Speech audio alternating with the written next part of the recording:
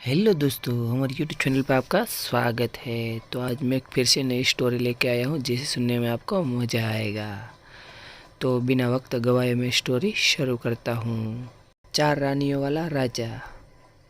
एक बार एक रईस राजा था जिसकी 4 रानियाँ थी। वो अपनी चौथी रानी से सबसे ज़्यादा प्यार करता था और उसे महंगे कपड़े ला देता था और बेहतरीन खाना खिलाता था।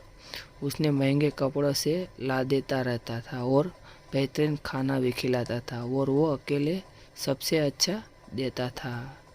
वो अपनी तीसरी पत्नी से भी बहुत प्यार करता था और उसके आसपास के राज्यों में उसका बखान करता था, मगर उसे डर था कि वो एक दिन उसे किसी और के लिए छोड़ देगी। वो अपनी दूसरी पत्नी से भी प्यार करता था और वो उसकी हमराज थी और उसके साथ हमेशा सहानुभूति, इज्जत और धैर्य से रहते थे। जब भी राजा को कोई परेशानी होती वह उसे बताता ताकि वह राजा को उस परेशानी का हल बता सके। राजा की पहली पत्नी राजा से सबसे वफादार थी और राज्य और उसकी दौलत बढ़ाने में बहुत मदद करती थी, मगर वह पहली पत्नी से प्यार नहीं करता था। एक बार राजा बीमार पड़ गया और उसे समझ आ गया कि उसके पास कम समय है। इसीलिए उसने अपनी चौथी पत्नी से पूछा कि मैंने सबसे ज़्यादा तुमसे प्यार किया है और तुमसे सबसे बेहतरीन चीज़ों से नवाजा है और तुम्हारा सबसे ज़्यादा ध्यान रखा है। अब जब मैं मरने जा रहा हूँ, क्या तुम मेरा साथ देने के लिए मेरे साथ चलोगी? तब उस चौथी पत्नी ने जवाब दिया कि बिल्कुल नहीं। उसकी बात राजा को ऐसे चुभी जैसे दिल पर छुरी चुभी। अब दुखी राजा ने अपनी तीसरी पत्नी से पूछा कि मैंने सारी जिंदगी तुमसे प्यार किया, अब मैं जा रहा हूँ, क्या तुम मेरे साथ चलोगी? नहीं, ऐसा तीसरी पत्नी ने जवाब दिया। जिंदगी बहुत अच्छी है और जब तुम मरोगे तो मैं दोबारा शादी करूँगी। अब राजा लात दिल बैठ गया और वह ठंडा पड़ गया।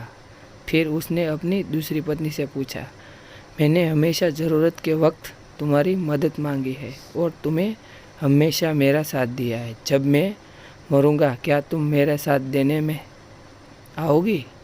माफ़ करना, इस बार मैं तुम्हारी मदद नहीं कर सकती। दूसरी पत्नी ने जवाब दिया, ज़्यादा से ज़्यादा मैं तुम्हें तुम्हारी कब्र तक छोड़ सकूंगी। उसका जवाब बिजली की तरह राजा को लगा और वो बहुत दुखी हो गया। तभी एक आवाज़ आई, मैं आपके साथ चलूँगी और जहाँ आप चाहोगे वहाँ चलूँगी। राजा ने नज़र घुमाई तो उसकी पहली पत्नी खड़ी थी।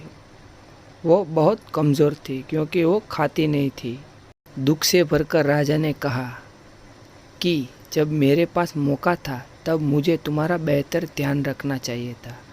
दोस्तों, इस कहानी से हमें यह सीखने को मिलता है कि हमारी चौथी पत्नी हमारा शरीर है। हम चाहे इसे सजाने धजाने में कितना दिल लगाए, मृत्यु के समय वो छोड़ ही देगी। हमारी तीसरी पत्नी हमारी संपत्ति, दर्जा और दौलत है। जब हम मरते हैं ये औरों को मिल जाती है। हमारी दूसरी पत्नी हमारा परिवार व समीकरण है। चाहे वो कितना ही हमारे साथ हो, ज़्यादा से ज़्यादा वो हमारे साथ शमशान तक आ जाएंगे, पर वो आगे नहीं।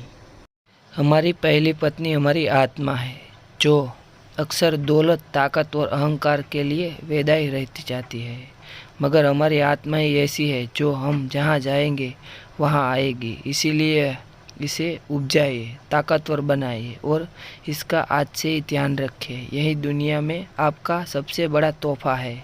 दोस्तों, ये कहानी हमारे जीवन के बारे में, हमारे शरीर के बारे में है। तो ये कहानी आपको कैसी लगी मेरे को बताना। मेरे चैनल पे नए हो तो लाइक करो, शेयर करो और कमेंट करना ना भूलें। मिलते हैं अगले ऐसी मोटिवेशन स्टोरी में।